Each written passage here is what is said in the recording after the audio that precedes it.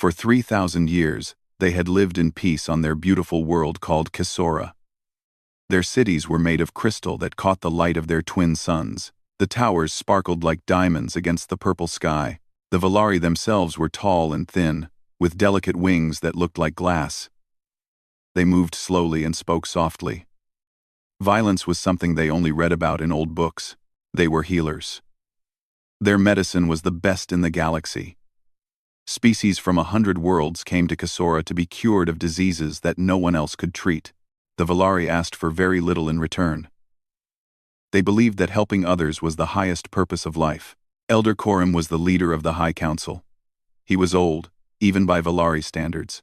His wings had turned from clear to a soft white color, like morning clouds. He had led his people through times of plenty and times of hardship, but he had never led them through war. He did not know how. The first sign of trouble came on a quiet morning. Corim was in his garden, tending to the silver flowers that grew near his home. A young messenger ran toward him, her wings beating fast with panic. "Elder! Ships! Strange ships in the sky!" Corim looked up. At first, he saw nothing. Then, slowly, dark shapes began to appear through the clouds.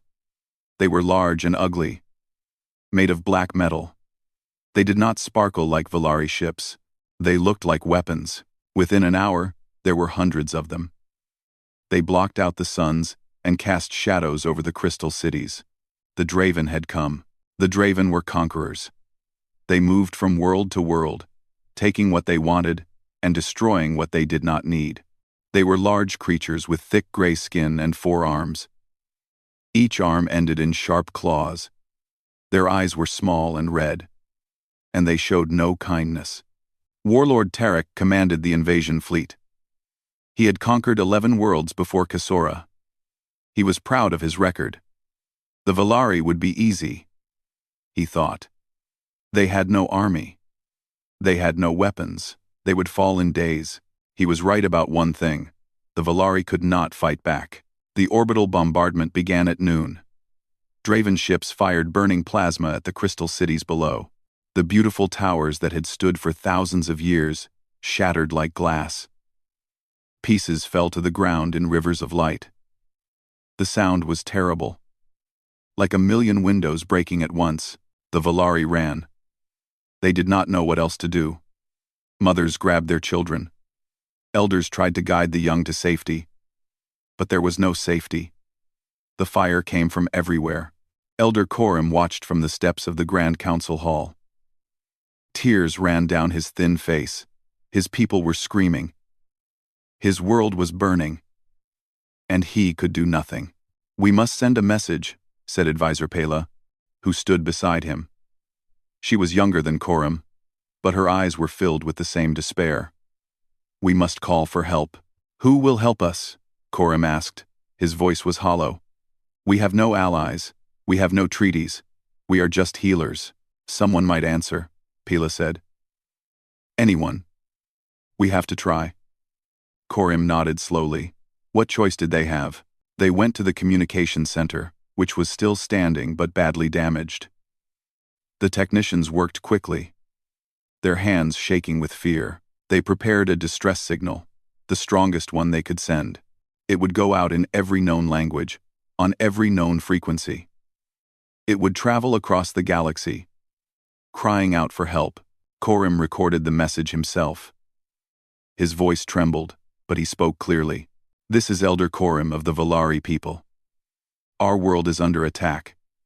We are not soldiers. We do not know how to fight. Our cities are burning. Our people are dying. Please, if anyone can hear this, we need help. We will give anything. We will do anything. Please, help us." The signal went out into the darkness of space. It traveled at the speed of light, reaching one star system after another. Many species heard it. The Terrani heard it and turned away. The Makani heard it and calculated that intervention was not logical. The Bright Collective heard it and decided the risk was too great. No one wanted to fight the Draven.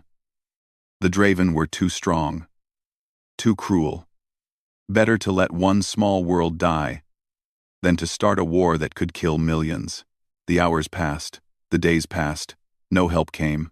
On Kisora, the situation grew worse. The Draven landed their ground troops.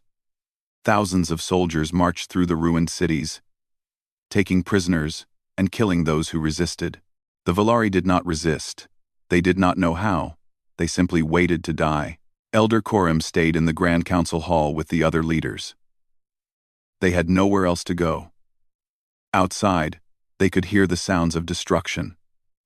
The screams, the explosions, the cruel laughter of the Draven soldiers. "It is over," Korim said quietly. "No one is coming." But he was wrong. Far away, in a distant arm of the galaxy, a ship received the distress signal. It was a massive vessel, gray and covered in weapons. The name painted on its side was Indomitable. It was a carrier ship of the Terran Federation Navy. Admiral Una Park sat in her command chair on the bridge. She was a small woman with short black hair and eyes that had seen many battles. She listened to the Valari message 3 times. Each time, her jaw tightened a little more. "Ma'am," said her communications officer, "the signal is 3 days old. The Valari world is under Draven control. Command has not issued any orders regarding this situation." "I know," Una said. "The Draven have a full invasion fleet there. We would be heavily outnumbered." "I know." The bridge was silent. Everyone waited for her decision. Una stood up from her chair. She walked to the main window and looked out at the stars. Somewhere out there, innocent people were dying. They had called for help. They had begged the galaxy to save them, and the galaxy had refused. But humanity was different. Humans had a long history of war. They had fought each other for thousands of years over land, resources, and ideas. They had nearly destroyed themselves many times, but through all that darkness, they had learned something important. They had learned that some things were worth fighting for. Some things were worth dying for. And protecting the innocent was one of those things. Una turned back to her crew. Her eyes were hard with determination. "Plot a course for Kisora," she said. "Maximum speed. Tell the Marines to prepare for combat drop." Her first officer looked at her with surprise. "Admiral, we have no orders to intervene. Command might not approve." "Then I will take responsibility," Una said. "Those people called for help. We are going to answer." She sat back down in her chair and looked at the stars ahead. It's time the galaxy learned what humanity is made of. The Indomitable turned toward Kisora and jumped into faster-than-light travel. Behind it, the rest of the 7th Fleet followed. Help was coming. They were a young species, still new to space travel. They had only left their home planet, Earth, a few hundred years ago. Compared to civilizations that had existed for 10,000 years, humans were like children who had just learned to walk. Other species found them strange. Humans were small and soft. They had no claws, no armor, no natural weapons. Their bodies broke easily. They lived short lives, sometimes only 80 or 90 years.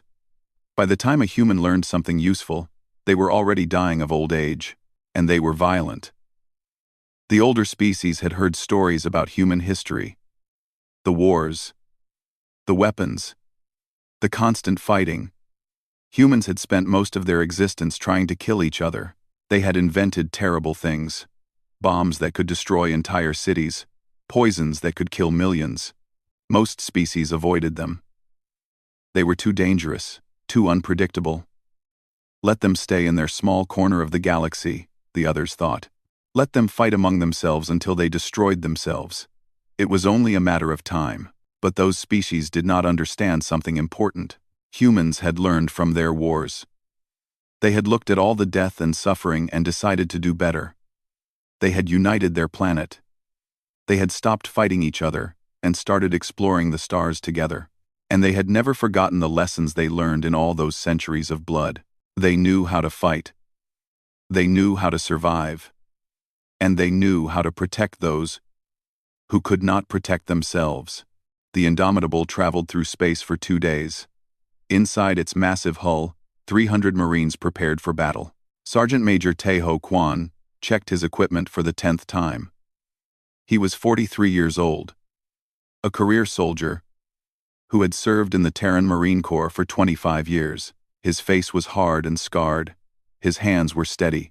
He had been in more fights than he could count, and he had survived them all. Lieutenant Hana Choi sat beside him, cleaning her rifle. She was younger, maybe 30.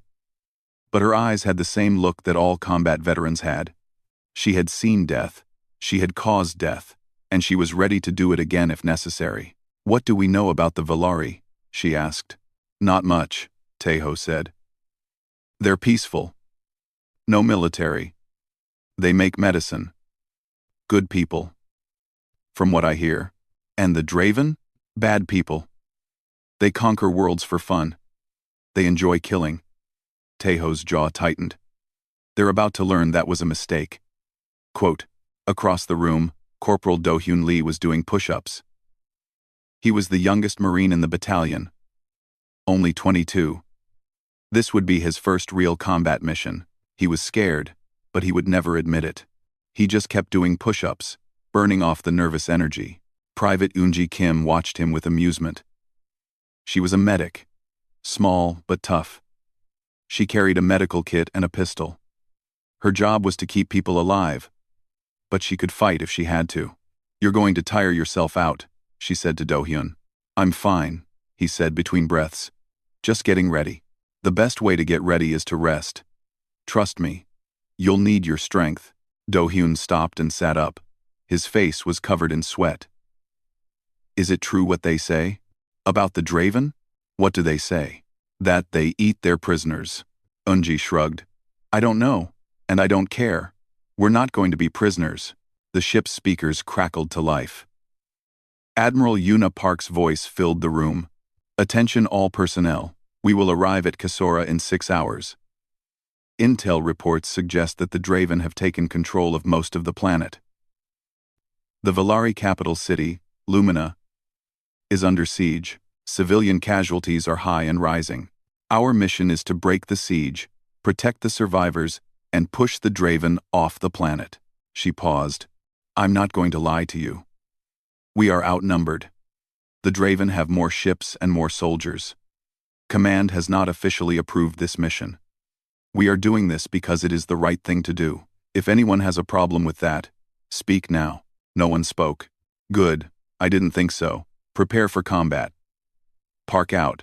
The speakers went silent. The Marines looked at each other. Then, slowly, they began to smile. It was not a happy smile. It was the smile of people who had accepted their fate and were ready to face it. Sergeant Major Tejo stood up and addressed his troops. "Listen up," he said. His voice was strong and clear. "I know some of you are nervous. That's okay. I'd be worried if you weren't.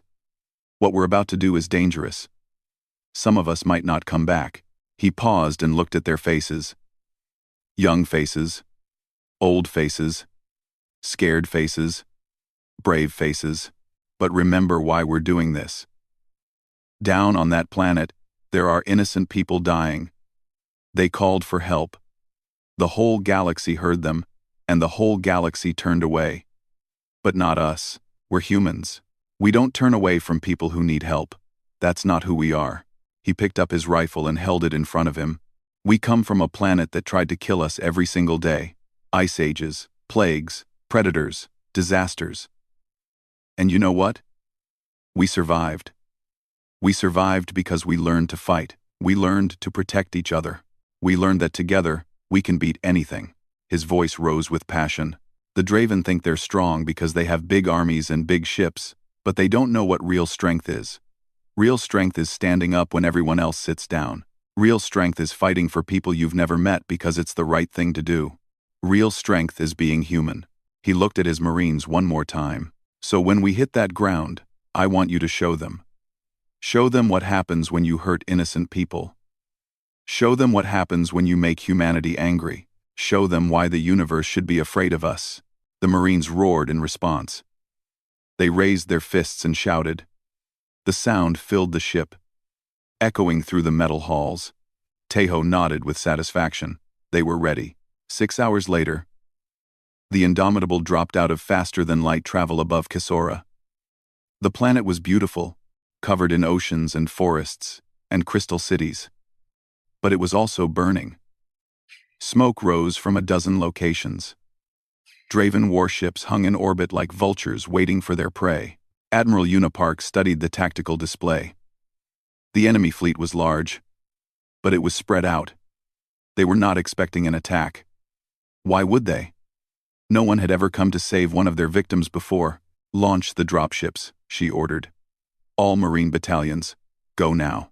The Indomitable opened its launch bays. Dozens of dropships poured out, their engines burning bright.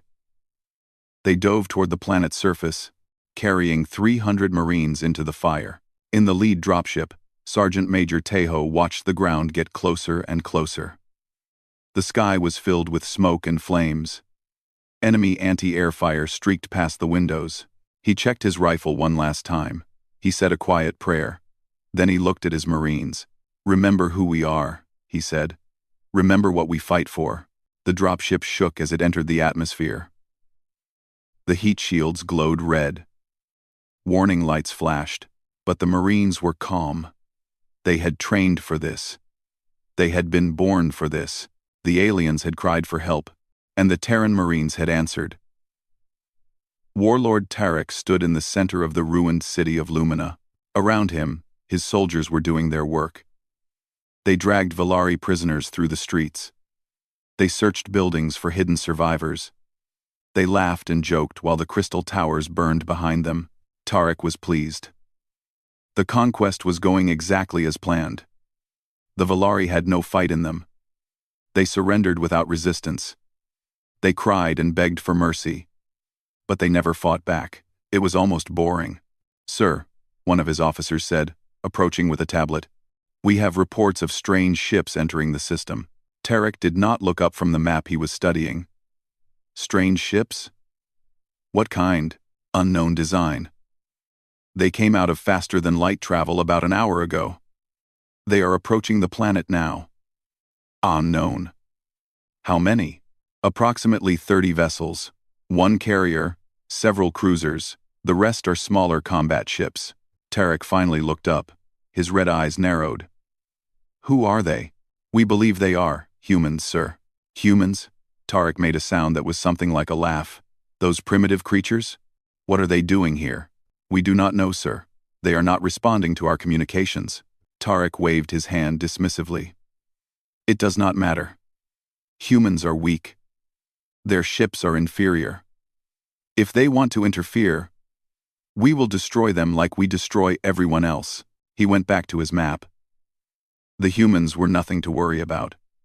They were probably just lost, or curious, or too stupid to know the danger they were in. Either way, they would learn their mistake soon enough. He was wrong. High above the city, the Terran dropships descended through the clouds of smoke. The pilots flew with skill and courage, dodging enemy fire and navigating through the chaos. Inside the ships, the Marines waited in darkness, their weapons ready. Sergeant Major Tejo watched the altitude counter drop. 5,000 meters. 3,000. 1,000. 30 seconds, the pilot shouted. The Marines stood up and grabbed the handholds on the ceiling. Their armor clicked and hummed as the systems activated. Their visors lit up with targeting information. "Remember your training," Tejo said over the radio. "We hit the ground. We spread out. We take cover. Engage targets at will. Protect each other. Protect the civilians. And show these bastards what humans can do." The dropship shook violently. Something exploded nearby, and warning lights filled the cabin. "We're taking fire," the pilot yelled. "Hold on." The ship twisted and dove. The Marines held tight, their bodies swaying with the motion. Then, with a terrible crash, the ship hit the ground. The rear door blew open. Light and smoke poured in. Tejo was the first one out. He hit the ground running. His boots crunched on broken crystal. His eyes scanned the terrain, looking for threats. There was fire everywhere. Buildings were collapsing. The air was thick with dust and ash. And there, maybe 50 meters away, were Draven soldiers. They looked up in surprise as the humans emerged from the smoke. For a moment, No one moved. Then Tejo raised his rifle and fired. The first Draven fell with a hole in his chest. The others screamed in confusion and reached for their weapons. But the Marines were faster. They spread out with practiced precision, taking cover behind rubble and returning fire with deadly accuracy. Lieutenant Hana Choi dropped 3 enemies before they could even aim. Corporal Do-hyun Lee threw a grenade into an enemy position and watched it explode. Private Yoonji Kim pulled a wounded Marine behind cover while firing her pistol with her other hand. The Draven had never seen anything like this. They were used to easy conquests. They were used to enemies who ran or surrendered. They were not used to creatures who charged toward danger instead of away from it. What are they? One Draven soldier screamed into his radio. They won't stop. They won't stop coming. He never got an answer. A bullet found him a second later. Within 10 minutes, the first Draven outpost was destroyed. 50 enemy soldiers lay dead on the ground. The Marines had lost only 2. Tejo took a moment to catch his breath. He looked around at his troops. They were dirty and tired, but they were alive. And they were winning. Good work, he said. But this is just the beginning. Move out. We need to establish a perimeter around the civilian areas. The Marines advanced through the burning city. They moved like shadows, using the smoke and rubble as cover. They did not march in neat lines like the Draven. They flowed like water, adapting to the terrain, working together without needing to speak. The Draven tried to stop them. They sent squad after squad to push back the humans. Each time, they failed. The humans were too fast, too fierce, too determined. Lieutenant Sujin Yoon led her squad into a building where Draven soldiers had set up a defensive position. She kicked down the door and threw a flashbang inside. When the explosion went off, her team rushed in and cleared the room in seconds. 8 enemies dead, 0 Marines lost. Nearby, Sergeant Minho Baek discovered a group of Valari civilians hiding in a basement. They cowered in fear when they saw his armored form enter the darkness. They thought he was Draven. "It's okay," Minho said softly. He removed his helmet so they could see his human face. "We're here to help. You're safe now." The Valari stared at him with wide eyes. They did not understand. No one had ever come to help them before. Who are you?" one of them asked. "Terran Marines," Minho said. "We heard your call for help. We came as fast as we could." The Valari began to cry. Not from fear this time, but from relief, from hope, from something they had thought was lost forever. Minho called for a medical team and stayed with the civilians until they arrived. Then, he went back to the fighting. The battle continued for hours. The Marines pushed deeper into the city, clearing building after building. The Draven fought. Somewhere in the smoke, the humans were coming. And they were not going to stop. Night fell on Kisora, but the sky was bright with fire. The Marines had established a defensive perimeter around the largest refugee camp near the city of Lumina. Inside the camp, thousands of Valari huddled together in fear. Outside, the Terran soldiers dug trenches and set up weapons. They worked fast because they knew what was coming. Sergeant Major Tejo walked the line, checking on his troops. They had been fighting for 12 hours straight. They were tired and low on ammunition. Some of them were wounded. But none of them complained. They knew the mission. They knew what was at stake. "How are we looking?" Lieutenant Hana Choi asked, when Tejo reached her position. "Not great," Tejo admitted. "We've got maybe 200 Marines left who can fight. The Draven have at least 5,000 soldiers in the area. They're regrouping for a major assault." Hana nodded grimly. "So we're outnumbered 25 to 1. About that? Yeah. Those odds have been worse before." Tejo smiled slightly. "That's the spirit." In the refugee camp, Elder Koram watched the humans with amazement. He had seen many things in his long life, but nothing like this. These strange creatures from a distant world had come to save his people. They were fighting and dying for strangers. He approached the perimeter slowly, his crystal wings folded against his back. A young Marine saw him coming and raised her weapon, then lowered it when she saw what he was. "Elder," she said, You should stay in the camp. It's not safe out here. I know, Coram said. I came to speak with your leader. The Marine pointed toward a tent near the center of the line. Sergeant Major Kwan is over there. But make it quick. We're expecting an attack soon. Coram thanked her and walked to the tent. Inside, he found Tejo studying a map with several other officers. They looked up when he entered. Elder Coram, Tejo said. You should be with your people. I needed to see you, Coram said. I needed to ask you something.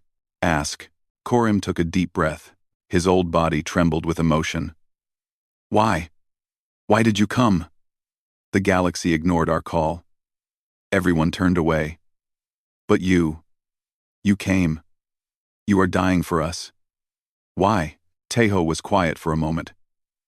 He looked at his fellow Marines. Then back at the old Valari leader. Where we come from, Tejo said slowly. We have seen a lot of suffering. We have caused a lot of suffering. Our history is full of wars and cruelty. We are not proud of everything we have done. He paused. But we learned something from all that pain. We learned that the only thing that truly matters is protecting each other, helping each other, standing up for those who cannot stand up for themselves. Coram listened with wide eyes. Your people called for help, Tejo continued. You were dying, and you asked the universe to save you. That call reached us, and we could not ignore it. We could not live with ourselves. If we did, he put his hand on Coram's thin shoulder. We don't need a reward. We don't need thanks. We just need to know that when the darkness comes, someone will stand against it. That's what being human means to us. Coram's eyes filled with tears. He had never heard such words from any species. The Valari believed in peace and healing. But they had never understood sacrifice. They had never known creatures who would die for strangers without expecting anything in return. You are remarkable beings, Coram whispered. I did not know such people existed. Neither did the rest of the galaxy, Tejo said with a small smile. But they're learning. An explosion shook the ground. The sound of gunfire erupted from the eastern perimeter. They're here, Hana shouted from outside. All positions! Prepare to engage! Tejo grabbed his rifle and ran out of the tent. Coram followed, unable to stop himself. He needed to see what happened next. The Draven attacked in waves. Thousands of soldiers charged across the open ground, their weapons blazing. They screamed battle cries and fired wildly, expecting the humans to break and run. The humans did not run. The Marine line exploded with fire. Rifles cracked. Grenades detonated. The first wave of Draven fell before they got within 100 meters of the perimeter. But more kept coming. Corporal Do-Hyun Lee fired until his rifle overheated, then switched to his pistol. An enemy soldier broke through the line and charged at him. Do-Hyun dropped his gun and tackled the creature with his bare hands. They rolled on the ground, fighting desperately. Do-Hyun found a knife on his belt and ended the fight. He stood up, covered in blood that was not his own, and picked up his rifle again. Private Yoonji Kim worked in the medical station behind the lines. Wounded Marines came in constantly. She patched them up as fast as she could, often sending them back to fight with injuries that would have kept anyone else in bed for weeks. But the Marines insisted. They would not let their friends fight alone. You need to rest, she told one soldier whose arm was badly burned. I'll rest when they're dead, the soldier said, and limped back to the line. The battle raged for hours. The Draven sent wave after wave, and each wave was thrown back. The Marines held their ground with incredible determination. They fought like demons, refusing to give a single meter. Lieutenant Hana Choi took a plasma bolt to the shoulder. The pain was incredible, like fire burning through her body. She fell to her knees, her vision blurring. A medic rushed to help her, but she pushed him away. It's nothing, she gasped. Give me a bandage and leave. Ma'am, you need medical attention. There are people who need it more. Bandage, now. The medic wrapped her wound quickly. She bit down on her lip to keep from screaming. Then she stood up, grabbed her rifle with her good arm, and went back to the line. The Valari refugees watched from inside the camp. They could not believe what they were seeing. These humans, These soft, fragile creatures were holding back an army. They were bleeding and dying, but they never stopped fighting. A young Valari girl tugged at her mother's arm. "Mother, who are they?" The mother looked at the Marines with wonder and gratitude. "They are called humans," she said softly. "They are the ones who answered our prayer." As dawn approached, the Draven assault finally began to slow. They had lost too many soldiers. Their morale was breaking. The humans had held the line. Sergeant Major Tejo stood in the center of the perimeter, his armor cracked and smoking. He had not slept in 30 hours. He had wounds on his arms, his legs, his face.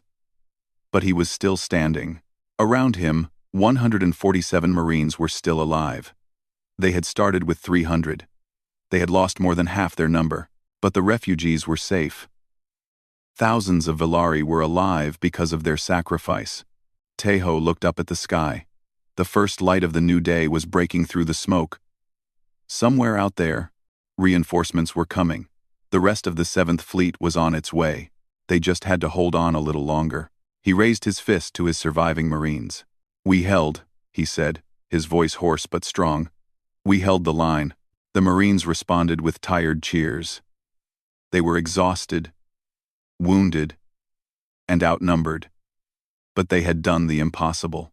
Elder Korim approached Tejo and bowed deeply, the highest sign of respect in Valari culture. "Thank you," he said. "We will never forget what you have done." Tejo bowed back.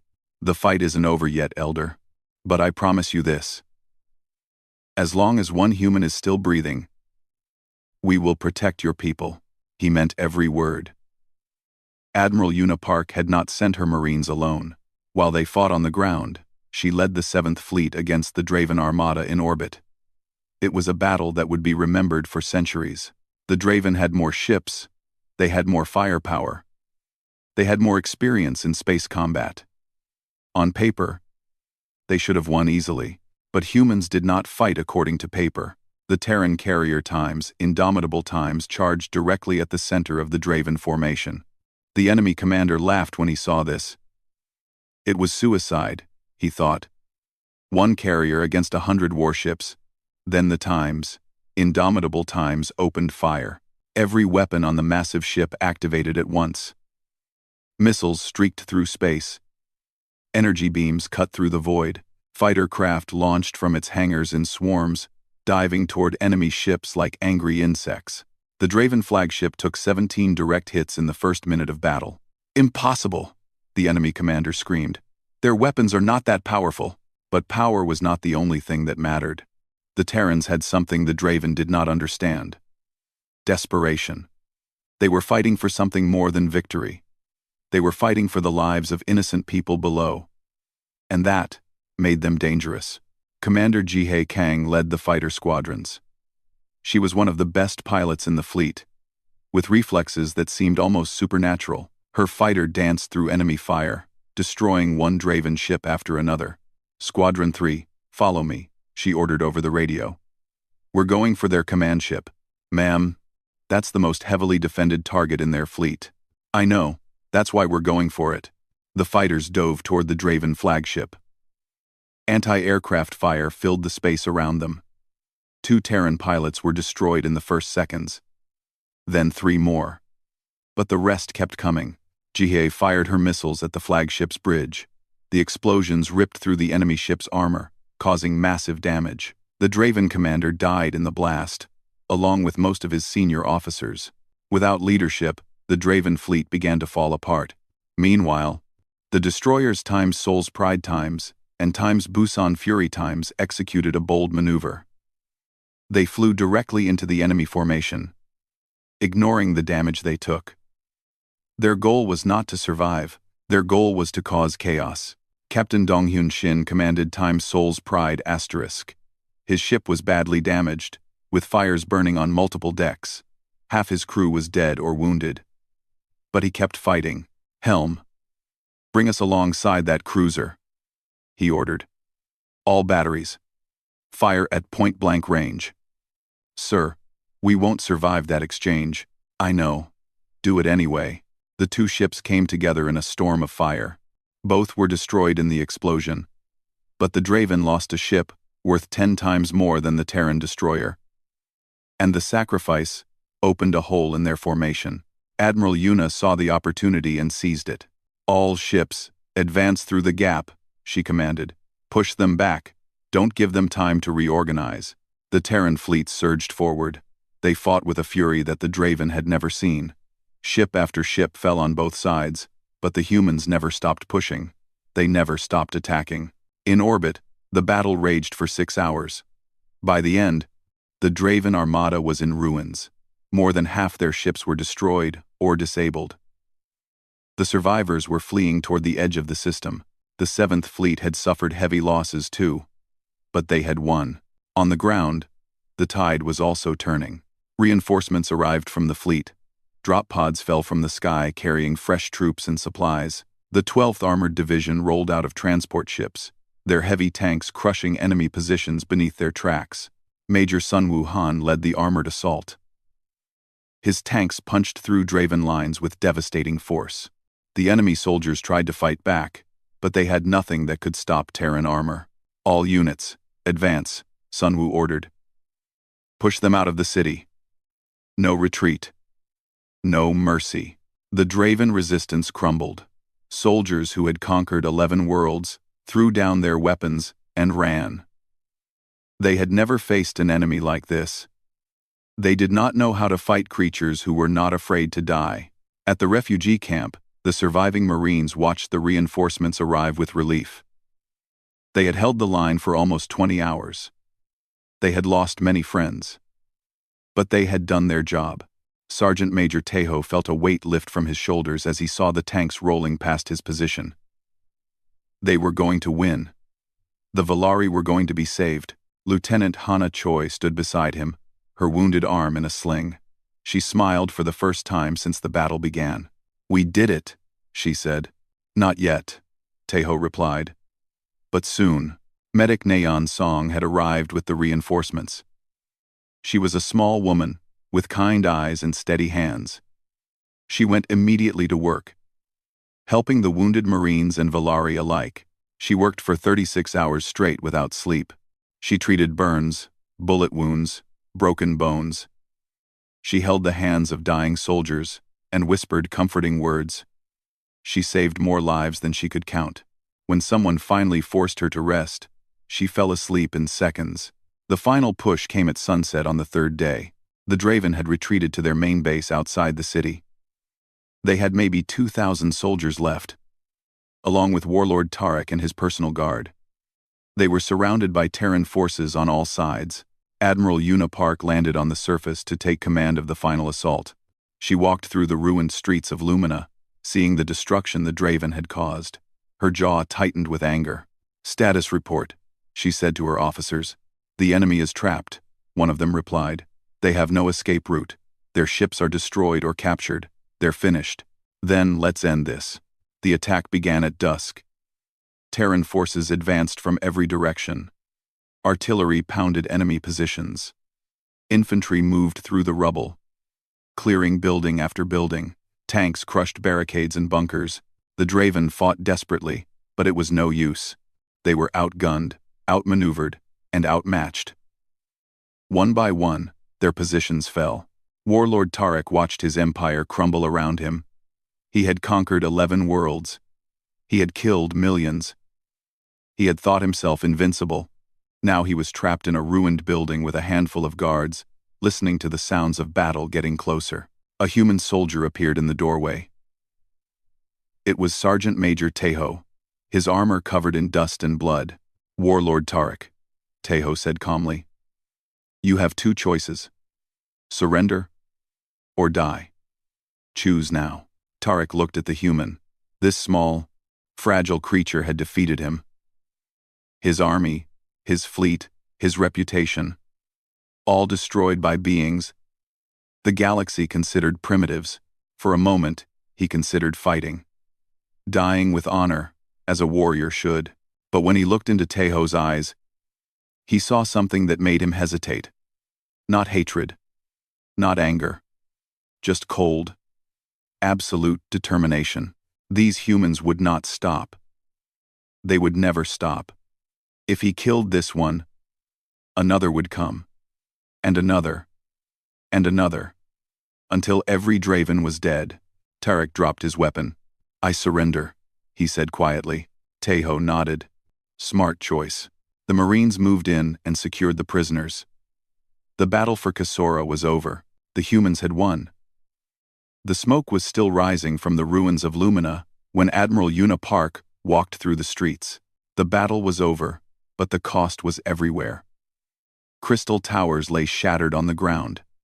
Bodies of Draven soldiers were scattered across the city. The beautiful world of Kasora had been scarred by war, but it was still alive, and that was what mattered. Una stopped at a makeshift memorial that the Marines had built. It was a simple thing, a pile of stones with helmets placed on top. Each helmet represented a soldier who had died in the battle. 153 Marines had given their lives to save Kasora. They would never go home. They would never see their families again. They had traded their futures for the futures of strangers. Una knelt before the memorial and lowered her head. "Thank you," she whispered. "Your sacrifice will not be forgotten." Behind her, Sergeant Major Tejo stood in silence. He had known many of those soldiers. He had trained with them, fought beside them, laughed with them. Now they were gone. "We lost good people," he said quietly. "Yes," Una replied. "But we saved thousands more. They did not die for nothing." Tejo nodded slowly. He knew she was right. But that did not make the pain any easier. The Draven prisoners were being loaded onto transport ships. There were almost 2,000 of them, including Warlord Tarek. They would be taken to stand trial before the Galactic Assembly for their crimes. Some people argued that they should be executed immediately. The Draven had killed so many innocent people. They deserved no mercy. But Admiral Una had refused. "We are not like them," she told her officers. "We do not kill prisoners. We do not torture. We do not become the monsters we fight against. That is what separates us from them." The Draven were treated fairly, given food and medical care. Some of them were confused by this kindness. They had expected torture and death. Instead, they received justice. Warlord Tarek was brought before Admiral Una for a final conversation before his transport. He was in chains, his proud posture broken. He looked like a shadow of the conqueror he once was. "You could have killed me," he said. "Why didn't you?" Una looked at him with cold eyes. "Because death is too easy. You will live, Tarek. You will stand before the galaxy and answer for your crimes. You will watch as everything you built falls apart, and you will spend the rest of your life knowing that you were beaten by the species you thought were primitives." Tarek's red eyes burned with shame and hatred. "Your people destroyed my fleet, my army, my reputation. What do you want from us now?" "Nothing," Una said simply. "We want nothing from you. We did not come here for wealth or power or territory. We came because innocent people were dying, and no one else would help."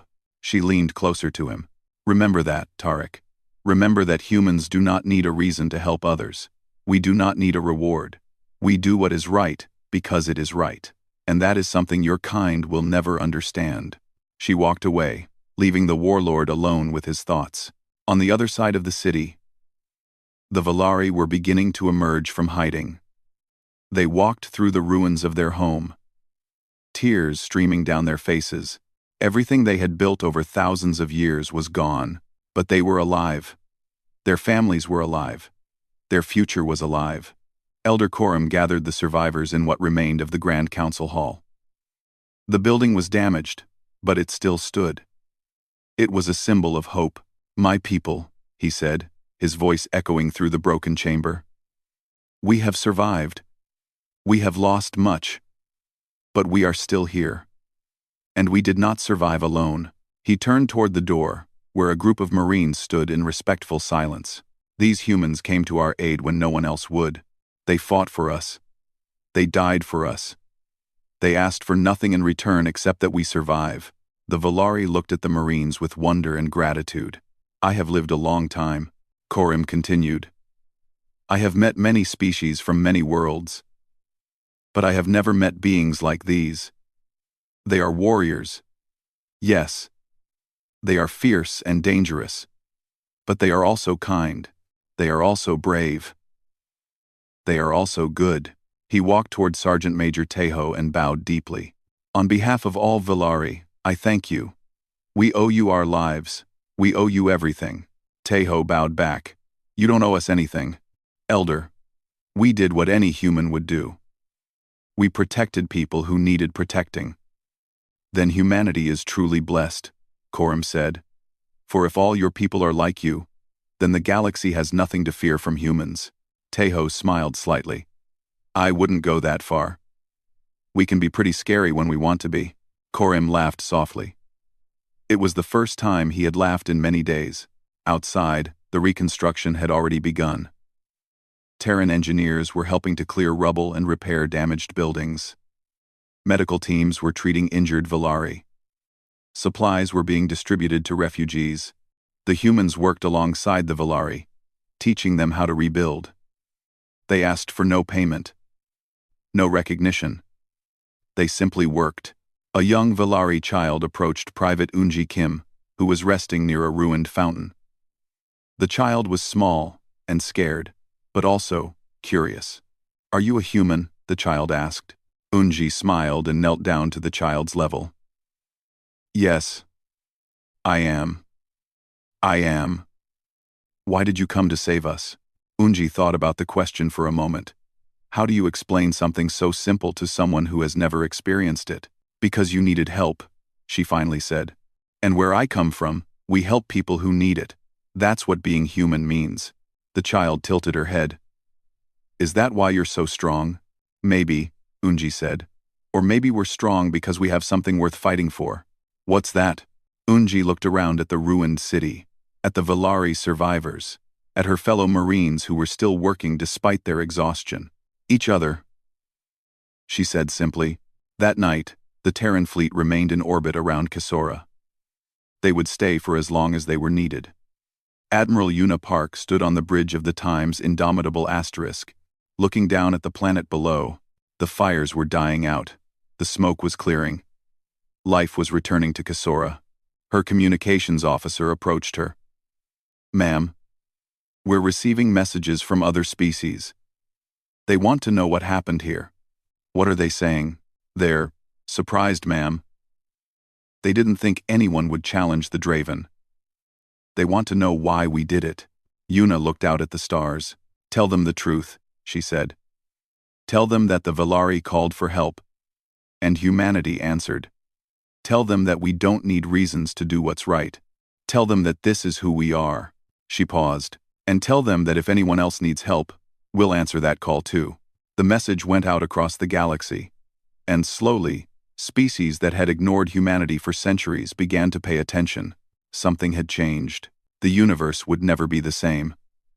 1 year had passed since the battle for Kisora. The planet was healing. New crystal towers rose from the ruins, smaller than before but just as beautiful. The Villari had learned that even broken things could be rebuilt. They had learned it from the humans who stayed to help them. Elder Coram stood before a mirror in his chambers, adjusting his ceremonial robes. Today was the most important day of his life. He was going to speak before the Galactic Assembly, the governing body of 1,000 civilizations. He was going to tell them about humanity. His hands trembled as he prepared. Not from fear, but from emotion. He had spent months thinking about what to say. How do you describe something that changed your entire understanding of the universe? A knock came at his door. It was Lieutenant Hana Choi, now promoted to captain. Her arm had healed, though a scar remained. She wore her dress uniform, clean and pressed. It's time, Elder, she said. Coram nodded. I am ready. They walked together through the halls of the Galactic Assembly headquarters on the neutral world of Nexus Prime. Representatives from every known species filled the corridors. They turned to watch as the old Villari and the human soldier passed.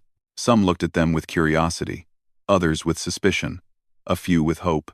The main chamber was enormous, designed to hold delegates from hundreds of civilizations. Screens displayed translations in 1,000 languages. The noise of countless voices filled the air. When Coram entered, The chamber fell silent. He walked slowly to the central platform.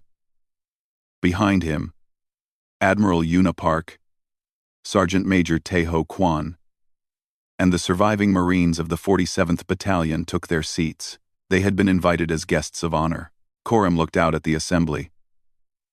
So many faces, so many species, so many beings who had turned away when his people were dying.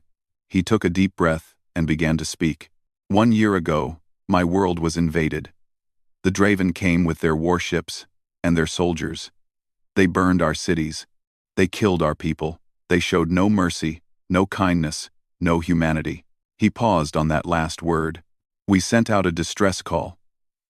We begged for help. We cried out into the darkness, hoping that someone would answer. His voice grew stronger. Most of you heard that call.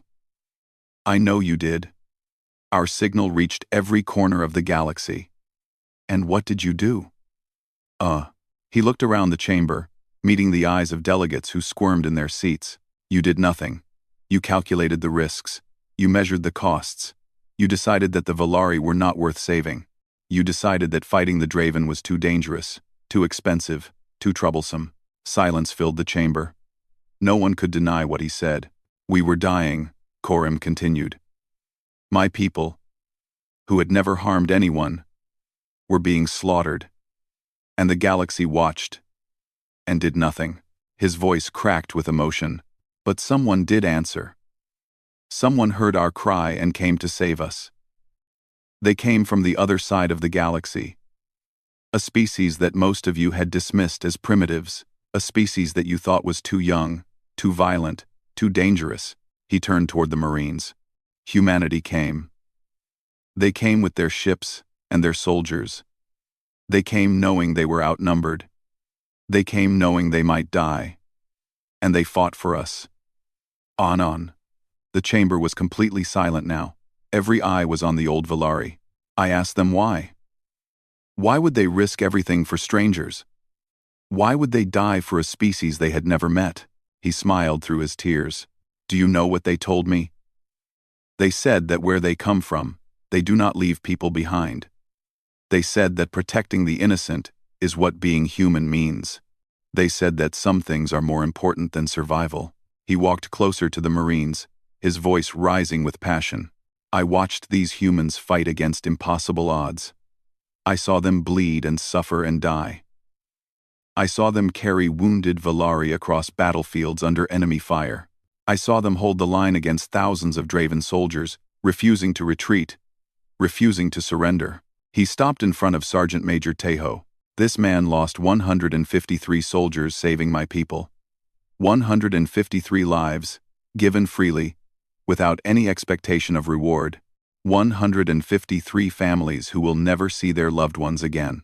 Coram turned back to the assembly. And now I ask you, what would you have done? Would you have sent your soldiers to die for strangers? Would you have risked your ships and your resources for a species that could offer you nothing in return? The silence stretched on. No one spoke. I did not think so, Coram said quietly. But the humans did, because that is who they are. That is what humanity means. He raised his hand in the Valari gesture of highest respect. The galaxy has dismissed humans for too long. You have called them primitives. You have called them violent. You have avoided them and feared them and ignored them. His voice rang through the chamber. But I am here to tell you that you were wrong. Humans are not primitives. They are not savages. They are the bravest, most selfless beings I have ever known. They are protectors.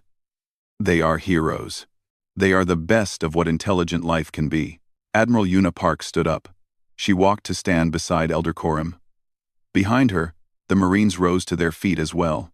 You asked nothing from us, Coram said to her. You expected no reward.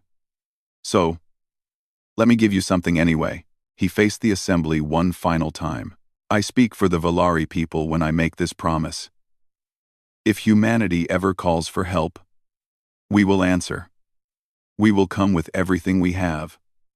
No matter the cost, we will fight beside them and die beside them, just as they did for us. For a moment, Nothing happened. Then, slowly, the Torani delegate stood up. Then the Makani. Then a dozen others. Then 100. One by one, species that had ignored humanity for centuries rose to their feet.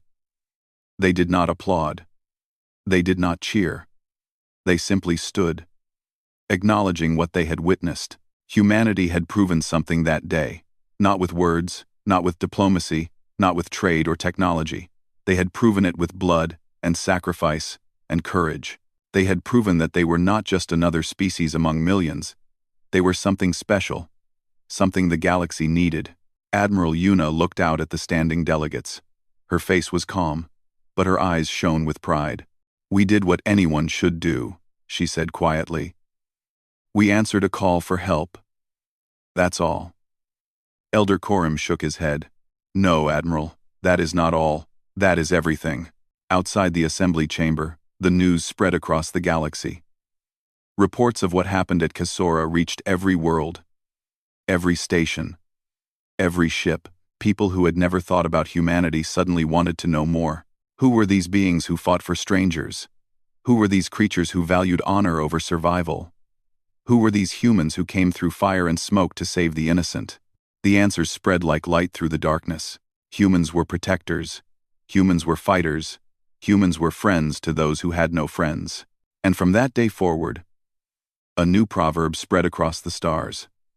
It was whispered in trading posts and government halls. It was taught to children and recorded in history books. "When the darkness comes," it said, "when hope dies, when all seems lost, look to the smoke. The humans are coming." The galaxy had learned what humanity truly was, and it would never forget. In the chamber, Sergeant Major Tejo stood at attention as delegates from across the universe paid their respects. He thought about the friends he had lost. He thought about the battles he had fought. He thought about the scared Valari child who had asked why humans were so strong. He finally understood the answer. Humans were strong because they had learned that strength meant nothing without purpose. They were strong because they knew that the only thing worth fighting for was each other. They were strong because they were human, and that was enough.